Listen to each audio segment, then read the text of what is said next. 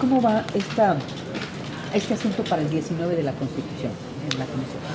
Primero, precisar de manera contundente que en el caso del feminicidio, del abuso o violencia sexual contra menores, la desaparición forzada de personas y todos aquellos delitos que se comentaron seguirán siendo graves, y son graves porque así lo establece la legislación penal. En el caso específico del artículo 19 es donde se determinan los casos en que el Ministerio Público puede solicitar como medida precautoria o medida cautelar, en este caso la prisión preventiva. Y el mismo segundo párrafo, tercer párrafo del artículo 19 establece los casos en que el juez no necesita que el Ministerio Público le solicite la prisión preventiva y la ordena de oficio. Eso es lo que se está discutiendo en el artículo 19. Si ustedes se fijan, incluso ya el propio texto vigente establece que en el caso del homicidio doloso, en el caso de la violación, en el caso del secuestro, en el caso de los delitos por el uso de armas y explosivos, en el caso de la delincuencia organizada y algo muy importante, los delitos contra la libre personalidad, que es el desarrollo de la libre personalidad, que es justamente lo que en el Código Penal establece lo relacionado con los menores. También ya el juez debe ordenar prisión preventiva de oficio. Pero reiteramos. ¿Pero por qué, si ya está en la ley penal, por qué no incluirla en la Constitución? Porque estamos hablando de dos temas diferentes. Creo que la confusión que se generó fue que el artículo 19 clasifica o no la gravedad de los delitos, y esa no es materia de la Constitución.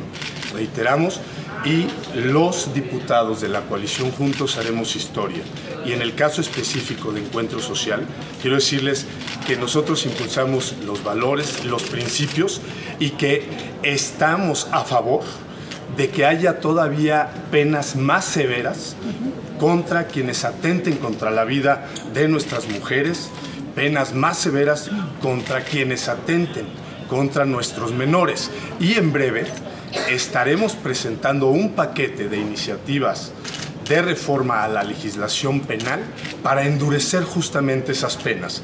En el caso específico de la prisión preventiva, que es, reitero, una medida cautelar que ni siquiera define en un momento dado la culpabilidad.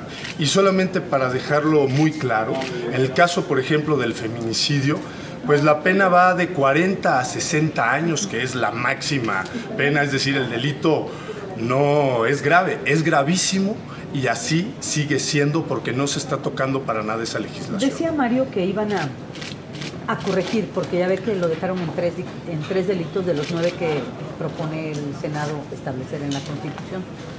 Y decía Mario que iban a corregir para incluir otros. ¿El PES está porque se incluyan otros? Por supuesto que mientras no haya duplicidades, porque además hay interpretaciones. ¿El feminicidio qué es? Es un homicidio, ¿sí? La desaparición forzada de personas, pues es un secuestro. Y eso ya está establecido en el texto vigente, incluso antes de que el Senado de la República lo propusiera en su minuta. Pero lo que vamos... ¿no sirve la ley esta de la desaparición forzada? Porque ahí también se establece como desaparición forzada. No lo relacionan con el secuestro. No, por supuesto que lo que necesitamos es precisar muy bien el alcance en la Carta Magna. Recordemos que si algo se tiene que cuidar muchísimo es lo que se establece en la Constitución, y lo que finalmente va a regular a los postulados constitucionales son las leyes secundarias, y ahí es donde tenemos que precisar. Por supuesto que los diputados de la coalición Juntos Haremos Historia estaremos siempre en la apertura plena de que en todo aquello que tenga que ver con garantizar la integridad, la vida y sobre todo que las leyes penales se apliquen de manera contundente contra los delincuentes, vamos a estar abiertos. Aquí la confusión es que pareciera ser que se dio por un hecho que se había quitado la gravedad de los delitos, cuando, reitero, ese no es el punto.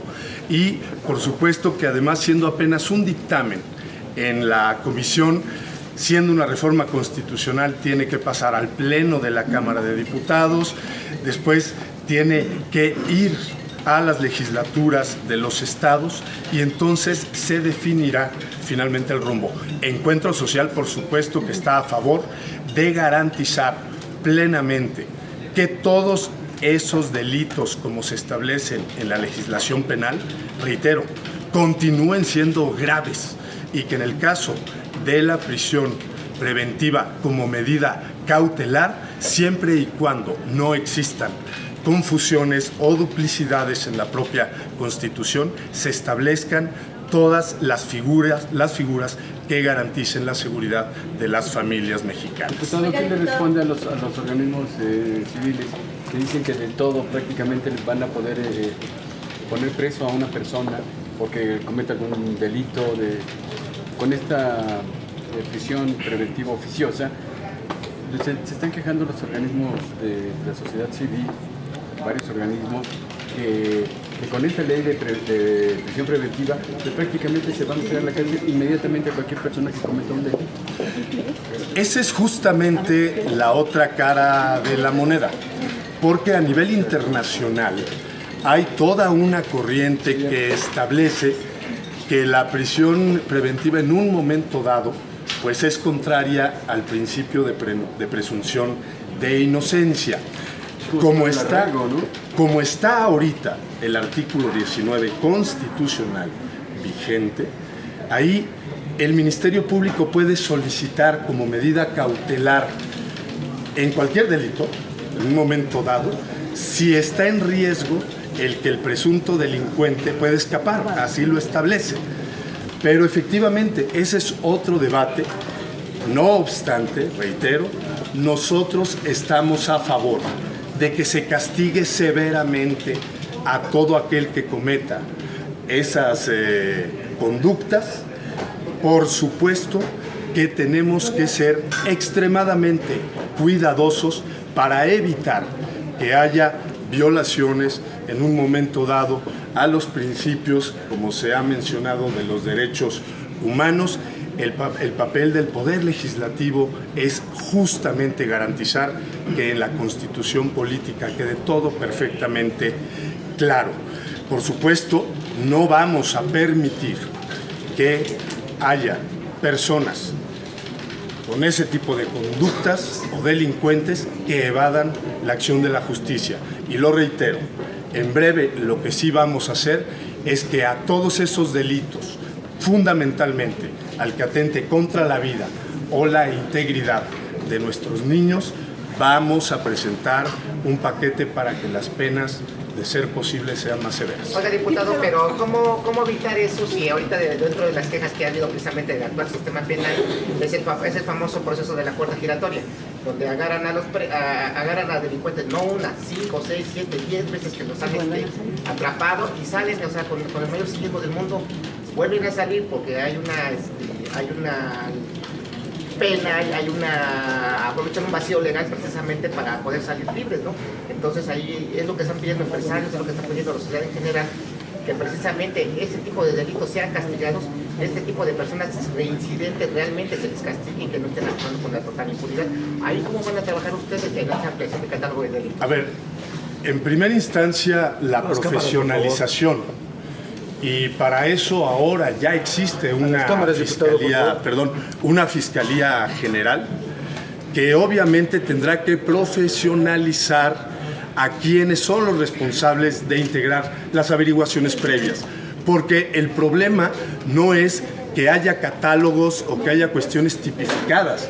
El tema es que haya los elementos suficientes por parte, en este caso, del Ministerio Público y en el caso específico también de los propios jueces para que apliquen la ley tal y como se señala. Y efectivamente tiene que ver con ese cuestionamiento respecto a qué está sucediendo con algunas contradicciones respecto del nuevo sistema penal acusatorio con lo que ya venía estipulado en la legislación.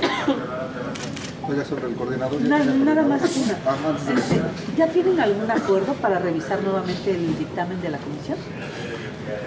Como lo mencionó el diputado Mario Delgado, al haber sido este un tema que se quedó pendiente en el periodo extraordinario, bueno, ahora cuando se dé la instalación y el inicio del segundo periodo ordinario de sesiones, tendremos que ver cuál es la ruta que se establecerá para efecto de revisar minuciosamente ese dictamen. Sobre el coordinador, cuando Bueno, a partir de la solicitud de licencia del diputado con licencia Fernando Manzanilla, seguramente en breve tendremos la reunión plenaria del grupo parlamentario con la dirigencia nacional del partido, y ahí seguramente se tomará la decisión de quién estará encabezando la coordinación del grupo parlamentario de Encuentro Social en la Cámara de ¿Ya Diputados. manejan nombres o algo así? Que digan, ay, va a ser un hombre o una mujer, cuando menos. No, ¿Usted le gustaría? ¿Usted?